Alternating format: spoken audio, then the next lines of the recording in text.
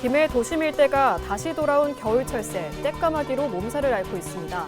곳곳이 떼까마귀 배설물로 미관을 해친다거나 악취가 심하다며 민원이 잇따르고 있습니다.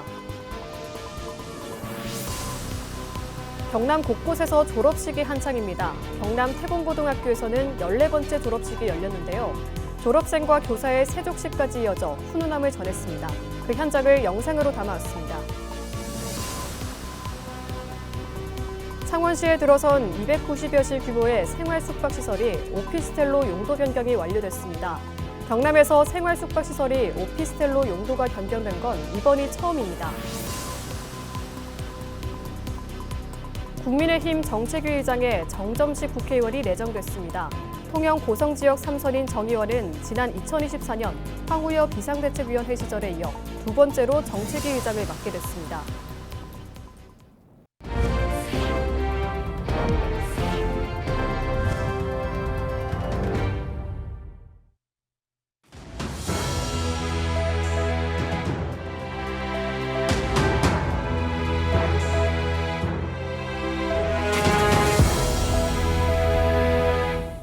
시청자 여러분 안녕하십니까? 헬로티비 뉴스입니다. 김해 도심 일대가 다시 돌아온 겨울철새 떼까마귀 때문에 몸살을 앓고 있습니다. 곳곳이 떼까마귀 배설물로 미관을 해친다거나 악취가 심하다며 민원이 잇따르고 있는데요.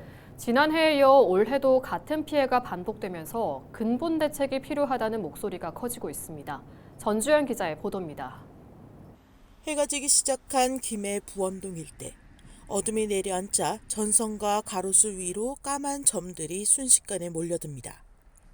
수천 마리의 떼까마귀입니다. 지난밤 까마귀들이 머문 자리는 온통 배설물로 뒤덮였고 보시는 것처럼 윈도 곳곳이 하얗게 변해 심지어 악취까지 진동합니다. 주민들은 단순한 미관 문제를 넘어섭니다. 보행로가 미끄러워 안전사고 위험도 커지고 밤이 되면 까마귀 울음소리로 생활 불편이 이어집니다. 아유, 지저분하게 형편없어요. 곳곳이 다 했어요. 저 위에도 있고 보니까. 나는 이게 뭔지 몰랐는데. 뭐 김해시에서 조치를 해야 되겠습니까? 미관상 너무 안 좋으니까. 이 일대 떼까마귀 피해는 이번이 처음이 아닙니다. 지난해 겨울에도 부원동과 동상동 일대에 출몰해 차량 피해와 민원이 잇따랐습니다. 1년 만에 다시 같은 현상이 반복되자 주민들은 근본적인 대책을 요구하고 있습니다. 김해시는 당장의 주민 피해를 줄이기 위해 레이저를 통한 퇴치를 하고 있지만 한계가 큽니다. 야생조류 보호법상 포획이나 강제 퇴치가 어렵기 때문입니다. 저희가 좀 해보니까 달아나긴 하지만 일시적으로 달아났다가 다시 돌아오는 그런 추세이고, 또 민원이 들어오는 내용은 대체로 이제 분변 피해 호소가 많기 때문에 저희 옆에 자원순환과에 좀 협조를 요청해서 이제 도로 청소 이런 걸 좀 할 수 있도록 좀 요청을 해놓은 상태입니다. 전문가들은 겨울철 따뜻한 도심 환경과 먹이 여건이 떼까마귀를 끌어들이는 원인으로 보고 있습니다. 해마다 되풀이되는 떼까마귀 피해, 임시방편을 넘어서 실효성 있는 대책 마련이 시급해 보입니다. 헬로티비 뉴스 전주현입니다. 본격적인 졸업 시즌입니다. 경남 곳곳에선 새 출발을 응원하는 졸업식이 한창인데요. 태봉고등학교에서는 14회 졸업식이 열렸는데 졸업생이 교사의 발을 씻어주는 세족식까지 열려 훈훈함을 더했습니다. 영상 리포트로 담아봤습니다.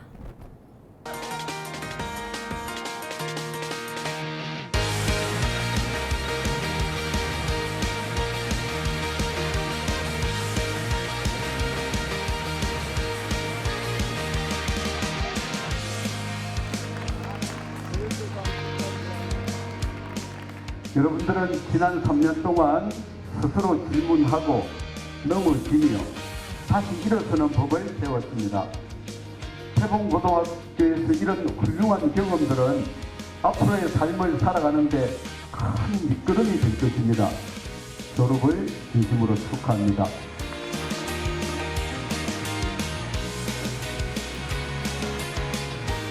선배님들이 태봉에서 쌓아온 경험과 마음이 앞으로의 길에서 선배님들만의 방향이 되어 흔들리는 순간마다 스스로를 지켜주는 힘이 되길, 작은 햇살 같은 기억이 되길 바랍니다.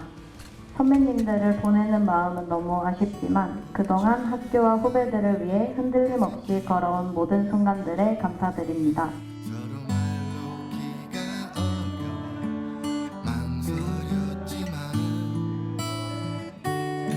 늦게 피낼 곳은 있어도 피지 않는 곳은 없다. 지금 당장 결과가 보이지 않더라도 지금의 고민과 노력들이 언젠가는 분명 각자의 자리에서 꽃이 피울 거라고 믿습니다. 이제 14기가 졸업이라는 이름으로 이 학교를 떠나지만 재본고는 언제나 우리 시간이자 다시 돌아올 수 있는 따뜻한 장소라고 생각합니다. 시간은 우리를 다시 만나게 해주겠지. 우리 그때까지 아쉽지만 기다려봐요. 어느 차가운 학생들이 이렇게 선생님의 발을 씻겨준다는 것 자체가 좀 가슴에 이제 어느 정도 울컥하는 마음을 가지게 합니다. 학생들이 지금 어려움을 이겨내고 세상에 20살이 돼서 나가서 지금보다 더 멋진 모습으로 성장하기를 항상 바라겠습니다. 저는 아이들 너무 사랑합니다.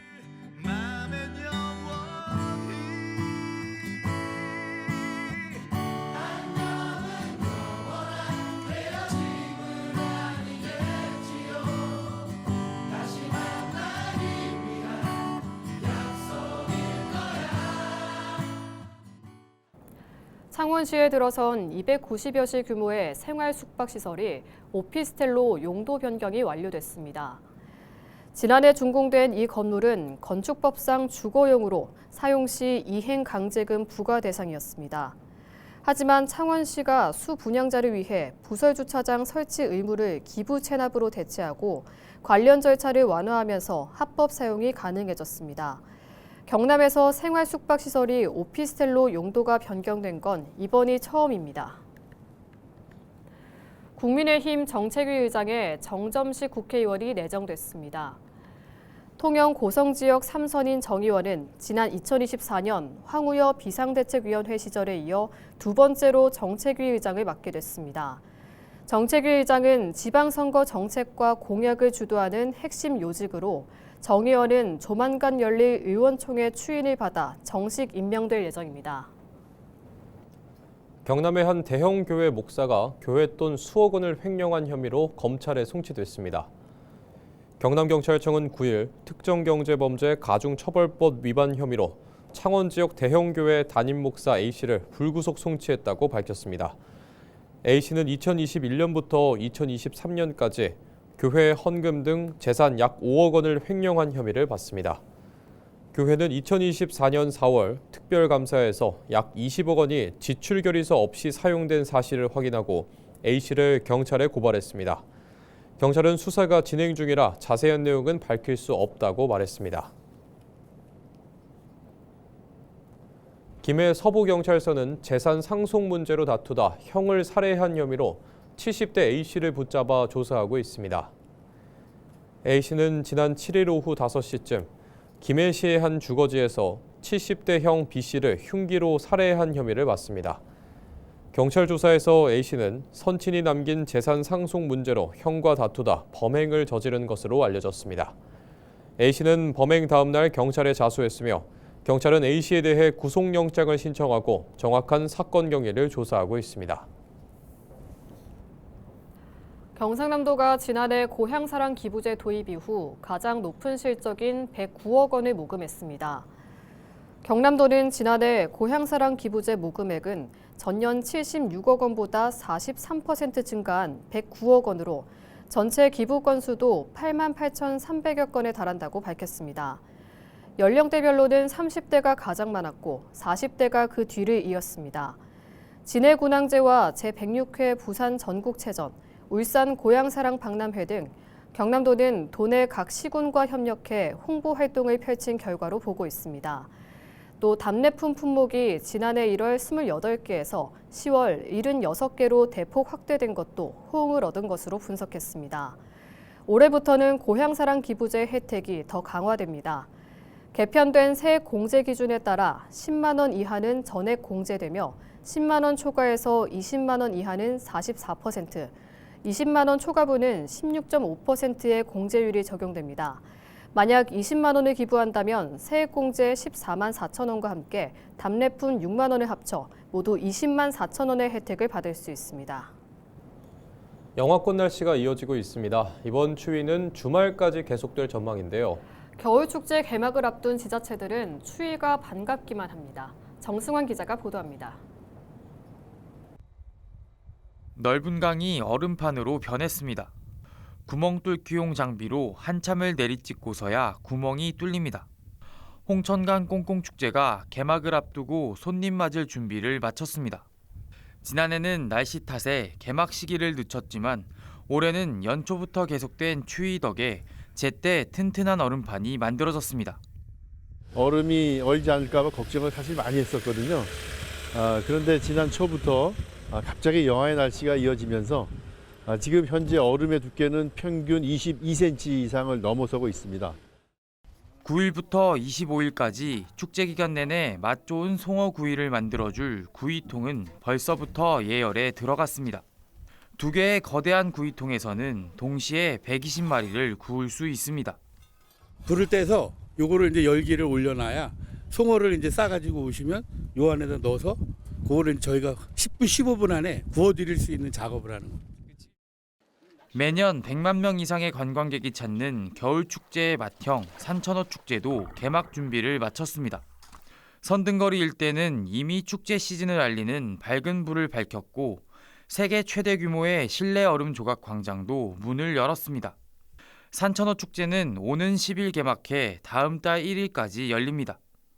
이번 주부터 개막하는 겨울축제장에서는 얼음 낚시뿐만 아니라 썰매 등 다양한 겨울놀이도 즐길 수 있습니다. 헬로티비 뉴스 정승환입니다. 부산시 교육청이 겨울방학 기간 늘봄 전용 학교에서 초등 저학년을 대상으로 한 AI 활용 교육 프로그램을 운영합니다. 부산시 교육청은 5일부터 23일까지 명지와 남부민, 윤산, 정관 등 늘봄 전용 학교 4곳에서 초등학교 1에서 3학년 360여 명을 대상으로 놀이와 체험 중심의 AI 수업을 진행합니다. 이와 함께 소규모 학교를 대상으로 학교로 찾아가는 AI 프로그램도 병행해 교육 소외 지역의 디지털 격차 해소에 나섭니다. 에어 부산이 지난 2021년부터 교육 기부 프로그램을 운영해 5년 동안 2,300여 명의 항공 인재를 육성했다고 밝혔습니다. 에어 부산은 2021년부터 항공사 주요 직군에서 실제 업무를 경험할 수 있는 드림 캠퍼스 등 실무 역량을 갖춘 인재를 육성하기 위한 교육 기부 프로그램을 운영해 왔습니다. 지난해까지 누적 수료생은 2,300명을 넘어섰으며 올해는 700명 이상의 프로그램을 수료했습니다. 에어 부산 측은 미래 인재 육성은 기업의 중요한 사회적 책임이라며 앞으로도 지역 상생과 항공산업의 성장을 위해 노력하겠다고 말했습니다. 통영해양경찰서는 다음 달 1일부터 원거리 수중 레저 활동 신고를 스마트폰으로 할 수 있다고 밝혔습니다. 출발항이나 해안선에서 약 18.5km 이상 떨어진 해역에서 활동할 경우 수상 레저 종합 정보 시스템에 접속해 파출소 방문 없이 신고가 가능합니다. 해경은 모바일 신고 도입으로 이용자 편의성과 사고 발생 시 신속한 구조 대응이 가능해질 것으로 기대하고 있습니다. 부산 근현대 역사관이 오는 20일부터 초등학생 3학년에서 6학년을 대상으로 겨울방학 교육 프로그램 따뜻한 유캉스를 운영합니다. 이번 프로그램은 특별기획전 부산의 보물섬 영도와 연계해 영도의 근현대사 흐름을 알아보는 전시 관람과 다양한 체험 활동으로 꾸며집니다. 교육은 20일부터 25일까지 하루 2차례 무료로 진행되며 보호자 동반 없이 학생들만 참여해 스스로 역사를 배우는 시간을 갖게 됩니다. 참가 신청은 오는 12일 오전 10시부터 부산 근현대 역사관 누리집을 통해 선착순으로 접수하며 회당 모집 인원은 14명입니다. 거창군이 오는 12일부터 거창 창포원 입장료를 징수합니다. 입장료 징수는 운영 유지비 부담을 완화하고 국가정원 승격을 위한 기반 조성이 목적입니다. 입장료는 개인 3,000원, 단체는 1,500원이며 거창 군민과 65세 이상 등은 무료입니다. 거창군은 수익금을 시설 개선 등에 재투자할 계획입니다. 이상으로 뉴스를 마칩니다. 시청해주신 여러분 고맙습니다.